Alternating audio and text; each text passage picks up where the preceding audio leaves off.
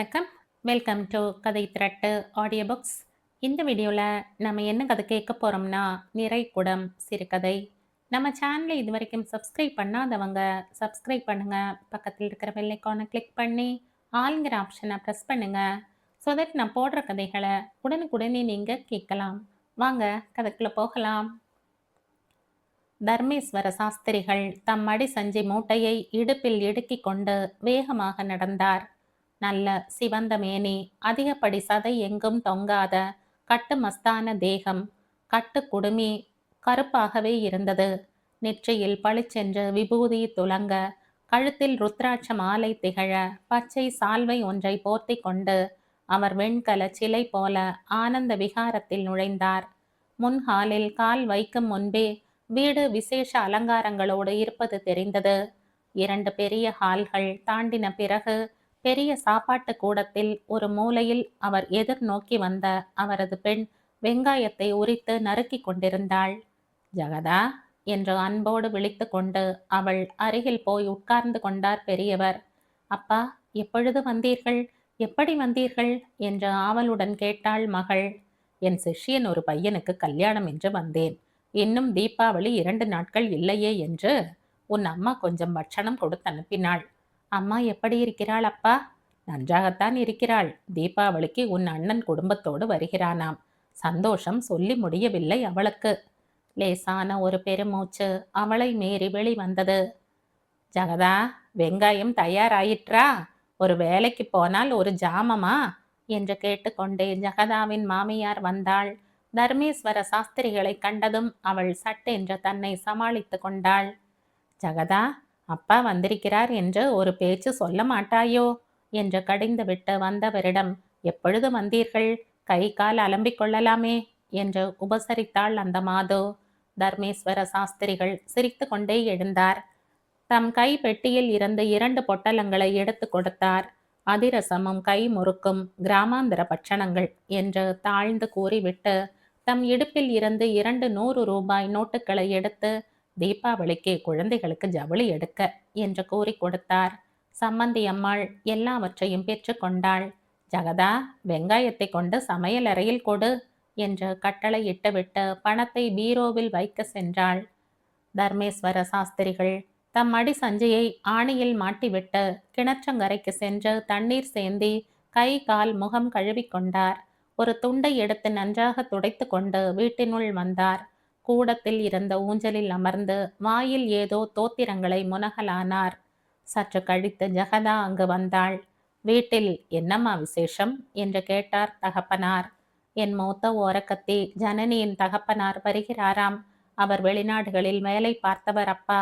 இப்பொழுதுதான் தாய் நாடு திரும்புகிறார். இந்த தீபாவளியை இங்கே தங்கள் பெண் வீட்டில் கொண்டாடப் போகிறார்களாம். அவர்களுக்கு ஏற்றபடி ஏற்பாடெல்லாம் நடக்கிறது. என்றைக்கு வருகிறார்கள்?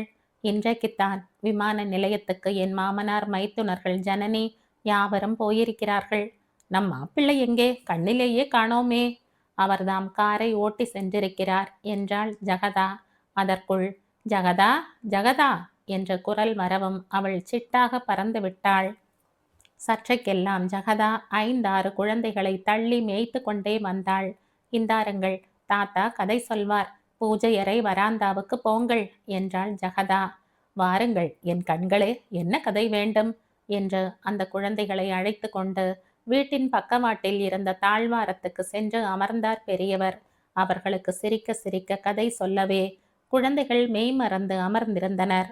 திடீரென்று 2 3 கார்களின் குழல் ஓசை கேட்டதும் அவர் பக்கத்தில் அமைதியாக இருந்த குழந்தைகள் இறகு முளைத்தார் போல பறந்து ஜன்னல் கம்பிகளில் ஒட்டி கொண்டனர். சாஸ்திரிகளும் அவர்கள் பின்னால் வந்து நின்றார். 3 கார்கள் வரிசையாக வந்தன. நடுக்காரில் இருந்து ஜனனி இறங்கினாள். அவளை அடுத்து அவர் தந்தை இறங்கி பெண்ணை தழுவி கொண்டு நின்றார். தாய் மறுபக்கத்தில் நின்றாள். ஜகதாவின் மாமியாரும் மாமனாரும் கை குவித்து அவர்களை வரவேற்றனர். ஜனனியின் கணவன் பெருமிதத்துடன் அருகில் நின்றான். அவனுக்கு சற்று தள்ளி அவனுடைய 2 தம்பிமார்களும் நின்றனர். எல்லோர் முகத்திலும் களிப்பு தாண்டவம் ஆடியது. பிறகு எல்லோரும் இவர்கள் பார்வையில் இருந்து மறைந்து அப்பால் போய்விட்டனர். ஜகதா பறக்க பறக்க உள்ளே ஓடி வந்தாள். ரமணி மட்டும் வரட்டும். ரமணி, உன் தாத்தா வந்திருக்கிறாரடா. போய் அழகாக பக்கத்தில் இருந்து பளிச்சென்று பேச வேண்டும் என்று சொல்லிக் கொடுத்து கொண்டே அவள் ஒரு குழந்தையை அழைத்து சென்றாள். தர்மேஸ்வர சாஸ்திரிகளுக்கு பலகாரமும் காஃபியும் அங்கே கொண்டு தரப்பட்டன. அவர் அவற்றை திருப்பி அனுப்பிவிட்டார். இன்று எனக்கு விரதம், ஒரு டம்ளர் மோர் கொடுங்கள் போதும் என்றார். அவர் தியானத்தில் ஆழ்ந்திருந்தார். மாலை வந்தது. அவர் காற்று வாங்குவதற்காக வீட்டின் பின்புறமாக அமைந்திருந்த தோப்புக்குள் உலாவ சென்றார். அப்பொழுது முன்பக்கம் வீடு தோட்டமெல்லாம் பல நிற விளக்குகளுடன் இந்திர பட்டணம் போல காட்சியளித்தன. நிறைய கார்கள் நின்றன. தோட்டத்திலேயே ஒரு பாகத்தில் மூங்கில் பிளாச்சுகளை கொண்டு தயாரித்த அழகு நந்தவனம் ஒன்று இருந்தது. மூங்கில் இருக்கும் பசுமையில் இருந்து அது சமீபத்தில் அமைக்கப்பட்டது என்பதை யூகித்தார் சாஸ்திரிகள். அந்த புது மண்டபத்தில் தேநீர் விருந்து போலும் நவநாகரிக மனிதர்கள் குழாம் சிரித்து ஆர்ப்பரித்து கொண்டிருந்தது. சற்று நேரம் உலாவி விட்டு தர்மேஸ்வர சாஸ்திரிகள் சந்தியா வந்தனம் செய்ய போய்விட்டார். அவர் அந்த வீட்டு பூஜை அறையில் இருந்த விளக்குகளை ஏற்றிவிட்டு மாலை தியானத்துக்கு அமர்ந்தார். எங்கிருந்தோ வந்தாள் சம்மந்தி அம்மாள். நீங்கள் இப்படியே இருங்கள், அங்கே எல்லாம் எச்சிலும் துப்பலும் நியமமாக இருப்பவர்கள் போகக்கூடிய இடமாகவா இருக்கிறது என்றாள் அந்த அம்மாள். தர்மேஸ்வர சாஸ்திரிகள் வாயில் மந்திரத்தை ஜபித்தபடியே முறுவல் பூத்தார். வேண்டுமானால் காற்றாட பக்கத்து தாழ்வாரத்தில் இருங்கள், உங்களை யாரும் கலைக்காமல் நான் பார்த்து கொள்கிறேன் என்று மொழிந்துவிட்டு மறைந்தாள். சாஸ்திரிகள் தம் ஜபதபங்கள் முடிந்த பிறகு அந்த அம்மாளின் குறிப்புக்கு ஏற்ப பக்கத்து தாழ்வாரத்தில் போய் அமர்ந்தார். இரவு ஆகார நேரத்துக்கு சரியாக ஜகதா செம்பில் பாலும் தட்டில் பழமும் பலகாரமும் கொண்டு வந்தாள். அப்பா, என்ன சாப்பிட்டீர்களோ என்ன சாப்பிடவில்லையோ, நான் ஒன்றுமே கவனிக்கவில்லையே அப்பா என்று அங்கலாய்த்தாள். கவனிக்காமல் என்ன குழந்தை, உன் மாமியார் என்னை அவ்வப்போது கவனித்துக் கொள்கிறாளே என்று அன்புடன் அவளுக்கு மறுமொழி கொடுத்துவிட்டு அவள் தலையை கோதிவிட்டு அனுப்பினார் தந்தை. அவர் அவள் கொண்டு வந்த ஆகாரத்தை உட்கொண்டு விட்டு தம்முடன் கொண்டு வந்திருந்த ஒரு புத்தகத்தை படிப்பதில் முனைந்தார். கண்களை உறக்கம் அழுத்தவும் தரையில் துண்டை விரித்து போட்டுக்கொண்டு உறங்கிவிட்டார். மறுநாள் காலை சூரியன் உதயமானதும் எழுந்தார். தம் போக்கில் புழக்கடை கிணற்றங்கரையில் துணியை துவைத்து கொண்டு குளித்துவிட்டு தம் பூஜை பாராயணங்களில் ஈடுபட்டார். ஜகதா பரபரப்புடன் அங்கு வந்தாள். அப்பா, எங்கள் தோப்பில் புதியதாக கிணற்றுக்கு மிஷன் போட்டிருக்கிறார்களே, பார்த்தீர்களா அப்பா? தண்ணீர் அருவி போல வருகிறதே என்று கேட்டாள் அவள். அவள் குறிப்பை உணர்ந்து கொண்டார் அவர். தந்தையும் பெண்ணும் மௌனமாகவே தோப்பு கிணற்றை அடைந்தனர். அங்கே தண்ணீர் குபு குபுவென்று ஒரு குழாயில் இருந்து யானை துதிக்கி அளவு பீரிட்டு கொண்டு பாய்ந்து கொண்டிருந்தது. சற்று தள்ளி ஒரு கல் மேடையில் இருவரும் அமர்ந்தனர். ஜகதா தன் பிறந்த வீட்டினர் ஒவ்வொருவரையும் பற்றியும் விசாரித்தாள். அண்ணா வரும்போது என்னால் அங்கு வர முடியவில்லை பாருங்கள். அண்ணாவும் அதுதான் எழுதியிருக்கிறான். ஆனால் உன் தலை தீபாவளி என்று நீதான் அங்கு வந்து கொண்டாட முடியவில்லை. அவர்கள் வரும்போது நீங்கள் அங்கே இல்லாமல் எப்படி அப்பா? இன்றைக்கு வேண்டுமானால் கிளம்பி போகிறீர்களா? அண்ணாவும் மிகவும் சந்தோஷப்படுவார் என்றாள் ஜகதா. அம்மா தான் இருக்கிறாளே அங்கே. மேலும் மாப்பிள்ளையை இன்னும் பார்க்க கூட இல்லை. நாளை மாலை மங்கள ஸ்நானம் ஆனவுடன் கிளம்பலாம் என்று பார்க்கிறேன். ஜகதா சித்தி என்று கூவிக்கொண்டே ஒரு பையன் ஓடி வந்தான். என்னடா கண்ணா, என் தாத்தா ஊரில் இருந்து வந்திருக்கிறார், பாட்டி உன்னை அழைத்து வர சொன்னாள் என்றான் அவன் மூச்சு முட்ட. இதோ வருகிறேன், நீ ஓடு என்று கூறி ஜகதா அவனை அனுப்பினாள். அப்பா, என் சின்ன ஓர்படியின் அப்பா வந்திருக்கிறாராம், அவருக்கு இரவில் சப்பாத்தி செய்ய வேண்டும் என்று கூறிக்கொண்டே அவள் அவசரமாக வீட்டை நோக்கி காலடி எடுத்து வைத்தாள். அவர் மெதுவாக நடந்து தம் வழக்கமான இடத்துக்கு போனார். அங்கேதான் தம் பெண்ணுடன் பேசிக்கொண்டிருந்தார் புதியதாக வந்த இரண்டாவது சம்பந்தி. தர்மேஸ்வர சாஸ்திரிகள் அவரை இன்முகத்துடன் வரவேற்றார். ஆனால் அந்த மனிதர் எங்கோ லயித்திருந்தார் போலும். அப்பா, சிலையை கொடுங்கள், பூஜையில் இருந்தபடியே வைத்து விடுகிறேன், ஓசைப்படாமல். நீங்களும் குளித்துவிட்டு தயாராக இருங்கள். அவர் இன்னும் அரை மணி 3/4 மணியில் இறங்கி வருவார், சமயம் பார்த்து பார்க்கலாம் என்று கூறிவிட்டு ஜகதாவின் ஓரக்கத்தி விரைந்து மறைந்தாள். நீங்கள் பார்த்து விட்டீர்களா அவரை என்று காதோடு கேட்டார் மற்றவர். இன்னும் இல்லை என்று கூறி நகைத்தார் தர்மேஸ்வர சாஸ்திரிகள். சாஸ்திரிகள் எழுந்து மீண்டும் பூஜை அறையில் அமர்ந்து புதியதாக வந்த சூரிய பகவானை நோக்கி ஆதித்ய ஹிருதயத்தை பாராயணம் பண்ண ஆரம்பித்து விட்டார். மறுநாள் விடிந்தால் தீபாவளி அல்லவா?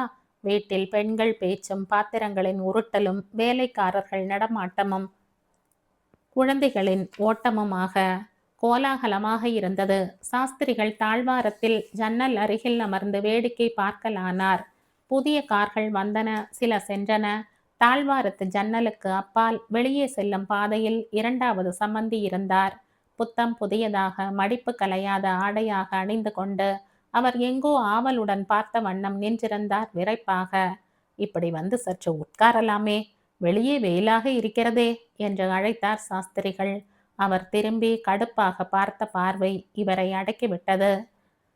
அதன் பிறகு சாஸ்திரிகள் தம் போக்கில் ஜபமாலையை உருட்டி கொண்டு கண்களை மூடிக்கொண்டு அமர்ந்திருந்தார். மணி சென்றதே அவருக்கு தெரியாது.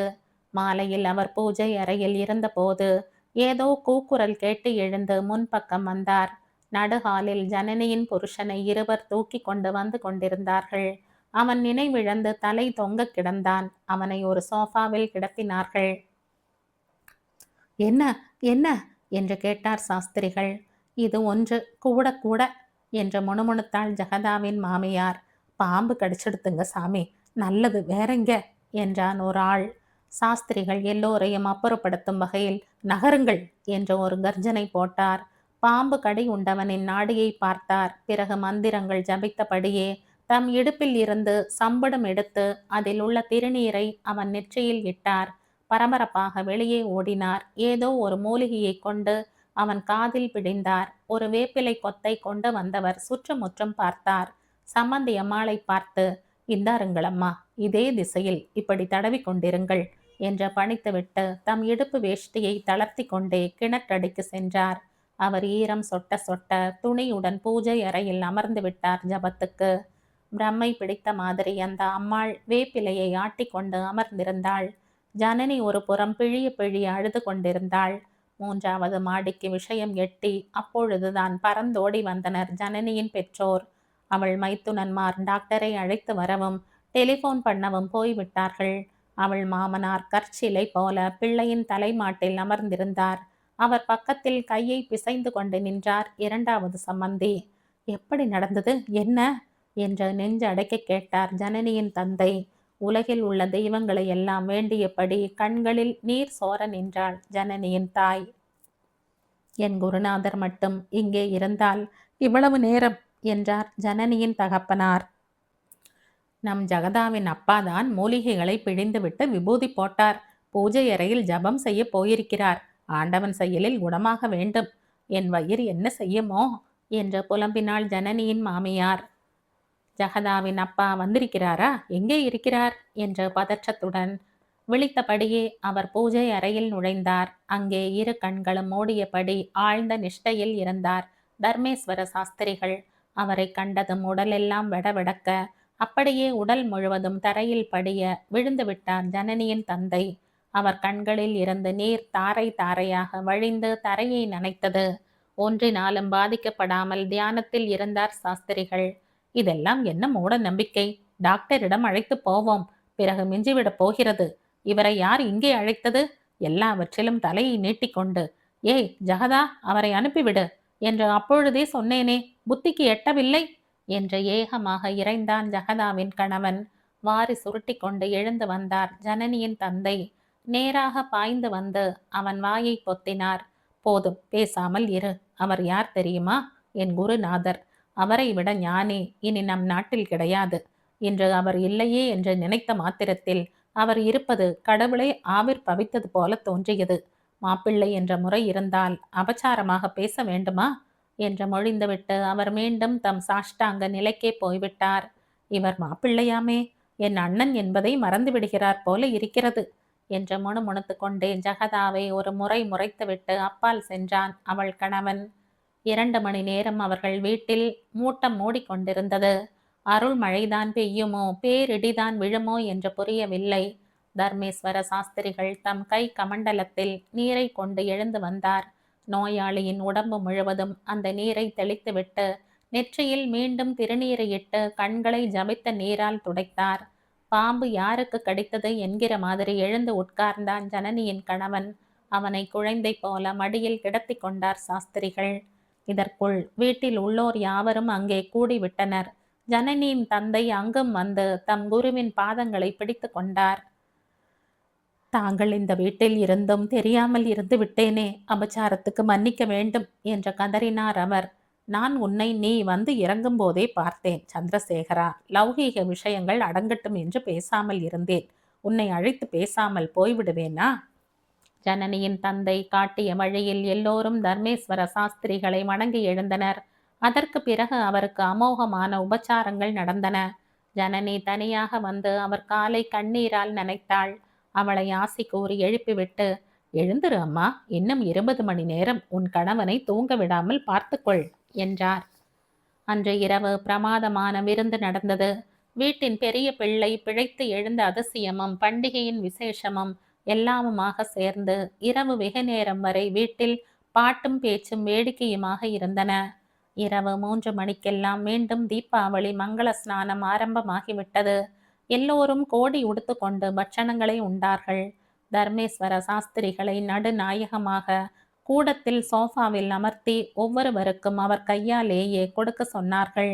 எல்லோரும் அவரை வணங்கினார்கள். ஜகதாவும் அவள் கணவனும் வணங்கி எழுந்தபோது ஜகதா தந்தையின் முகத்தை பார்த்தாள். அந்த முகத்தில் இது காரும் இல்லாத அதிக தெம்பும் இல்லை, புதியதாக ஒரு வாட்டமும் இல்லை. எப்பொழுதும் போல பொன் சிரிப்பு தவழ அன்பு சொட்ட நிர்மலமாக இருந்தது வதனம். விடிந்ததுமே தம் மடி சஞ்சியை கட்டி இடுக்கிக் கொண்டு கிளம்பிவிட்டார் அவர். யார் சொல்லியும் நிற்கவில்லை. பிள்ளை வந்திருப்பான், போய் பார்க்க வேண்டும், எதிர்பார்த்து கொண்டே இருப்பார்கள் என்று கண்டிப்பாக கூறிவிட்டார். போய்விட்டு வருகிறேன் குழந்தை. அனாவசியத்துக்கெல்லாம் மனம் கலங்காதே. கடமையில் தவறாமல் இருப்பவர்களுக்கு என்றும் ஆனந்தம் உண்டு என்று தம் மகளிடம் விடை பெற்று கொண்டார்.